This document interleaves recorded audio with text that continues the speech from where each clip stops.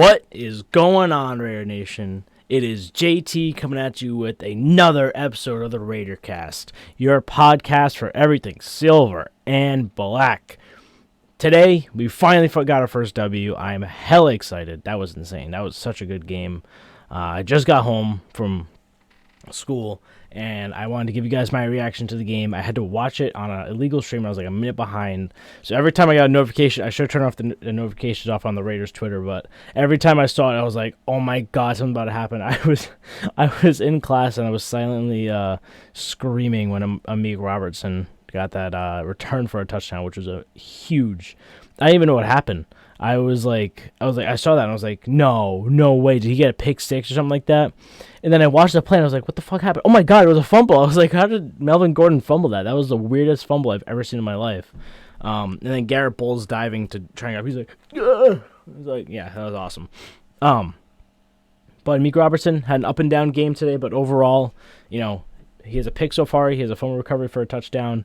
In terms of, hit or miss, boom or bust, definitely up there. But after Judy said too small, he really popped off. He had a pretty good game overall. Some key mistakes, not key mistakes, but some mistakes that he made. But overall, pretty solid game. I'm very happy with how he played.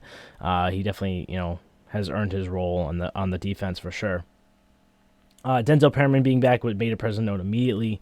Unfortunately, he had to go out with a concussion, so I doubt he'll be back for next game, which is just so frustrating. But I hope he gets better. But he played super well in the few snaps that he was able to play. So we definitely need him on that defense for sure. Another player on the defense that absolutely just popped off is, of course, my boy Max Crosby. 2 sacks, 4 tackles for a loss, 4 tackles just in general. He had an insanely good game. I don't know if you guys saw my Twitter. If you haven't, go give it a follow. It's at Condor Season. But the stats he's on pace for right now, let's take a look at that. 115 tackles, which is absolutely bonkers for a defensive end. 17 sacks, 34 tackles for a loss, 4 pass deflections, 38 QB hits, and 4 forced fumbles. That's his on pace right now. And through 4 games, it's not a big sample size, but averaging 4 sacks, averaging a sack a game, that's going to get you 17 sacks. Averaging 6 tackles a game, that's going to get you up there. He's just playing super well.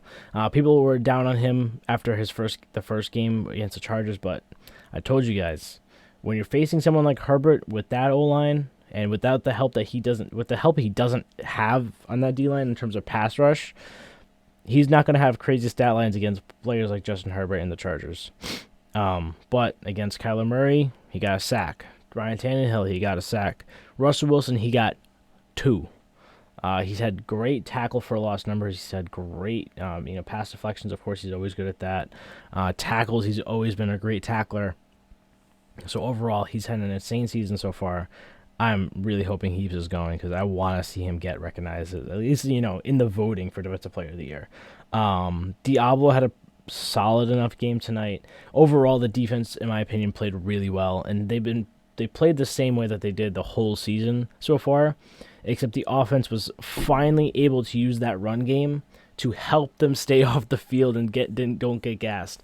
Against the Cardinals, the Raiders literally score 3 points at any point in that second half, 3 more points I should say, we win that game because of the way the defense was playing, or if they don't fumble in the overtime, because the way the defense was playing, they were playing football that'll get you wins, and that's exactly what happened. No team has gone above 24 points scored. Tennessee somehow is the most points. Not Tennessee. The Chargers and Tennessee are the most points we allowed in the game so far with 24. But so far it's been 24, 23 because the Cardinals scored on an offensive fumble, so it doesn't count. So you got 23, you got 24, you've got 23 again, and 24. So they're averaging like 23 points allowed per game, which for our offense should be enough to win. And today it was. Derek Carr didn't have a fantastic game at all. He had a very not good day in my opinion. But I'm not going to detract from him today because he did enough to get us the win. He had some runs. He was 7 attempts for 40 yards, 5.7 a carry. That's pretty good. He had that one big run, 20 yards. which is what I haven't seen him do that, and I don't even know how long that long anyway. I think the Cowboys game last year was the last time he did a crazy run like that. But anyway, overall, he did enough for us to help us win. But this is how we're going to win games, in my opinion. We rely on Josh Smashmouth Football, just destructive man, just insanely good Jacobs. That's his name. He was eating tonight. He was feasting on the Broncos' really solid, defense. They held a team like this 49ers last week to not a lot of rush yards. They held them to 11 points, or 10 points, I should say. But today, they allowed Josh Jacobs to go 28 for 144 yards and 2 touchdowns. That's career high in yardage. That's 2 touchdowns he's had before. He's had 3 touchdowns in the game before, actually. But this was a career day. This is establishing him as a dominant running back that we need to lean on. Even up until this point, he had over 4 a carry as his average, which is insane that we weren't using him. And I believe I just saw a stat saying something we're like 8-1 when Josh Jacobs gets the ball more than 20 times in a game or something like that. Which is absolutely true. Every time we get him the ball and he runs really well, which he always does, we win games. 5.1 a carry is absolutely insane, especially against that D-line that the Broncos have, which is a pretty solid, especially run-stopping D-line with their defensive tackles and their linebackers even. It was a great game. Devontae Adams, 101 yards on 9 catches, 13 targets. So that ratio of 9 to 13, really good. That's, it's getting closer to that point of like almost not 100%. It's never going to be 100%. But past weeks, it was like 17 for 10, which is like 7 missed throws. Week before that was like 5 for 10. So it's like we're closing that gap. 101 yards is great. He had no touchdowns this game, but that's okay. Matt Collins, 3 for 33. Josh Jacobs, 5 for 31. Darren Waller, 3 for 24. I mean, Darren Waller didn't have a big game today, but he had an insane block on Zamir White's run. Zamir White, by the way, 2 for 24 yards, 12 a carry. 2 attempts, that's okay. But, hey, he got the yardage he needed. Darren Waller had an insanely good block, which was great to see. Our special teams was not the best tonight at all. It was probably the worst it has been all season in terms of, like, punt return coverage and stuff like that. But it did enough. We tried the onside kick, and it was this close to being a perfect onside kick. Daniel Carlson kicked it so perfectly. Brandon Bolden ran into the guy so perfectly that we could attempt to get it, and we just didn't have a player in space to get it. We allowed a lot of return yardage today, which is unfortunate, but they have a really good returner, so you give and take. Overall, the special teams has not been an issue until today, but they held in. Daniel Carlson had a great game. Daniel Carlson, I mean, of course, he's going to score in the red zone because that's all we do. 4 for 4, 2 for 3 on extra point. He missed an extra point, which is very weird. That was the first time he actually ever missed a kick in the stadium entirely at all. But he hasn't missed a field goal yet. Knock on wood. Knock on wood if you're with me. Hasn't missed a kick in a while, so that's really good to see. A.J. Cole, 53-yard punt average. I mean, that's pretty good punt average. Punt returns, Brandon Bolden, 32 yards. Amir Abdullah, 17 yards. I mean, nothing crazy in terms of that. But our defense played good overall. Our offense was humming in terms of the run game. And like I said before, Josh McDaniels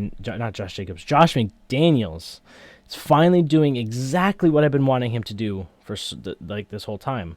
And that is feed Jacobs relentlessly. Hello. Can you focus? Thank you. Jesus. But feeding Jacobs is so important. It is so important to our offense. The O-line played a really damn good game. I mean, they allowed 2 sacks, which was not ideal, but again, like I said, they have a good D-line. They have a good defense overall. So allowing 2 sacks to that D-line is okay, especially since they were getting the holes and creating that space that Jacobs needed to eat. I mean, there were times where he wasn't touched for 2 or 3 yards, which is not usual. Usually he has to, he gets hit at the line of scrimmage. But he played an excellent game. The O-line played a really good game. And going forward, I think this is going to be the offensive line. The only changes I see right now is Thayer Munford gets switched out between Illuminor if Illuminor having a bad game or he's hurt or something like that. But going forward, Andre James at center, Colton Miller at left tackle. I believe it was Dylan Parham at right guard and Barrs at left guard. I got them mixed up. But regardless, that's the starting line. Those 5 guys plus Illuminor at right tackle. That's the players that's going to be. If Illuminor can clean up his sack allowance, then he'll be fine. And penalties, he's really bad at penalties. The overall, the team needs to be better in the red zone on both offense and defense. It's very frustrating. I think we only stopped him once in the red zone, maybe for a field goal. I think. But in the red zone for offense, I mean, with our offense, we need to be better. Give Jacobs the ball in the red zone more. Stop throwing it. We had like 3 fades in a row, and they were not They were not even close to being catches. But there was a point in the game where it was like Broncos. It was like 25-22 or something like that. Or it was 25-23. And I was like, damn, this is not good. And the offense needs to score a touchdown. Like, not a field goal. We cannot keep getting field goals in the red zone. I'm tired of seeing Daniel Carlson's gif every time we get inside the 20. Like, it's just so annoying. But if we can fix that, our offense should be much better. As we don't have a good offense right now, just because if we do rely on the run too much, if it gets stopped, I'm not super confident in our pass game right now, which is crazy to say, but it's just how it is. But yeah, I am super pumped about this win. I mean, I've been sitting here the past 3 weeks just fucking yelling at the computer, saying bullshit. To this week, I get to relax. I get to sleep happy. I get to wake up happy and not be, grumbly, mumbly tomorrow. This team killed me, man. Next week is a new week. Chiefs week. It looks like they just smoked the Bucks. Was it 41-31? Yeah, God help us. If our defense, if we can make it close, if it's like a close game, I'll take it right now because the Chiefs are still a good team. Yeah, not much else to say. We got one more week, one more game, Monday Night Football next week, then the bye week, and then we go into the Texans. So not looking too far ahead, but going into the bye week, that'll be nice to get people back. Renfro will be back. Hopefully Perriman will be back by that point. Yasin should be back next week, I would hope. Yeah, we're going to need all the help we can get, especially against the Chiefs. But yeah, leave a comment down below. Who is your player of the game? My player of the game is got to be Josh Jacobs. There's no one else. I would love to give it to Max, but Jacobs really just absolutely carried the shit out of that offense. He was the offense tonight. He almost had more yards. Actually, he was 11 yards short of having more yards than Carla tonight, which is absolutely insane. So props to him for that. But yeah, he's definitely the player of the game. But let me know down in the comments, who's your player of the game? If it's Jacobs, just get props to Jacobs. Just show some love for Jacobs in the comments. If it's Max, if it's Hobbs, if it's Amik, if it's whoever, let me know. I want to hear from you guys. Don't forget to like and subscribe and turn on that notification bell. I now have a TikTok. So I'm going to be posting edits and stuff like that. Probably make one tomorrow. I made one for today. Not the best, but I'm going to get there. I'm going to try it out, see how I do, if I like it. Because I like making edits. I think they're fun, but I don't always feel like posting to YouTube. Like, I don't want to make anything like, sometimes I just want to make a quick, little video. And I want to put it somewhere, so it's going to be on TikTok. Because YouTube Shorts is kind of weird. And I still haven't figured out, how that works or how to make them. So I'm going to do TikTok instead. But follow it. It's at Condor Season. Same profile pictures I use for everything, so you should be able to find it. Yeah. I hope you guys had a wonderful day. Enjoy this win. Be safe out there. And peace out, Raider Nation.